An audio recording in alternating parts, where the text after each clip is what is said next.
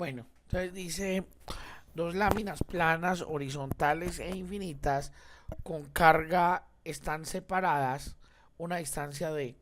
La lámina inferior tiene una carga negativa con densidad superficial de carga uniforme menos sigma menor que cero, mientras que la lámina superior tiene una carga positiva con densidad superficial de carga uniforme sigma mayor que cero.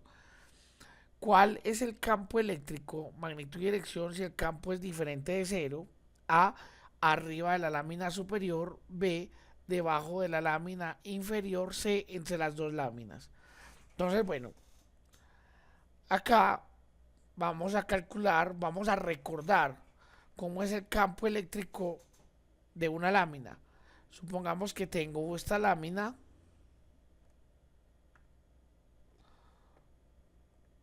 Vamos a ver, a dibujar la lámina. Voy a hacer trampa.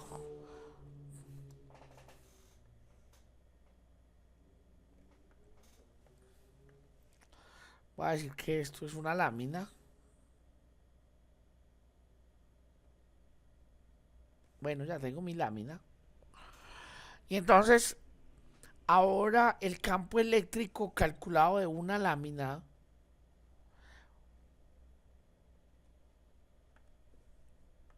el campo eléctrico es igual a la densidad de carga por área dividido la densidad superficial dividido dos veces epsilon cero. Entonces, en mi caso me están diciendo que la densidad de la de abajo, la densidad de carga es negativa. Entonces, como la densidad de carga es negativa, el campo eléctrico es entrando hacia ella. Entonces dibujamos las líneas de campo eléctrico. Entonces, este es el campo eléctrico debido, perdón, a la placa en la parte inferior. Entonces son las líneas de campo son entrando hacia la placa. Una de las cosas que tenemos que tener en cuenta es que cuando la placa es infinita, yo dibujé una placa finita, pues cuando la placa es infinita, miren que el campo eléctrico no tiene la distancia en ninguna parte. O sea, este campo eléctrico no le aparece distancia en ninguna parte. O sea que el campo eléctrico no depende de la distancia, entonces es constante en cualquier lugar de la placa.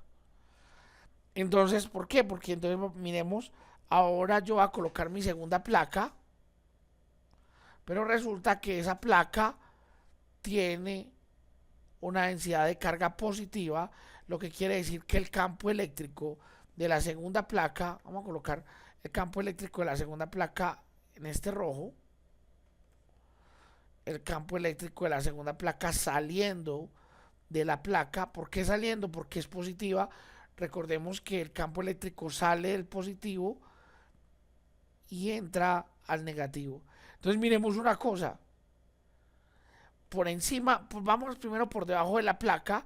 Por debajo de la placa, las direcciones de los campos son contrarias. Y aunque los campos, aunque el campo, por ejemplo, las rayitas rojas están más lejos de la placa que lo provoca y las rayitas blancas están más cerca, los dos campos tienen la misma magnitud, pero direcciones contrarias. O sea, recuerden que el campo no depende de la distancia de la placa.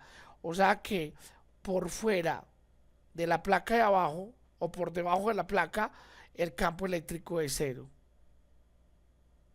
Ahora miremos aquí, dibujemos las líneas blancas, es el campo eléctrico debido a la placa inferior.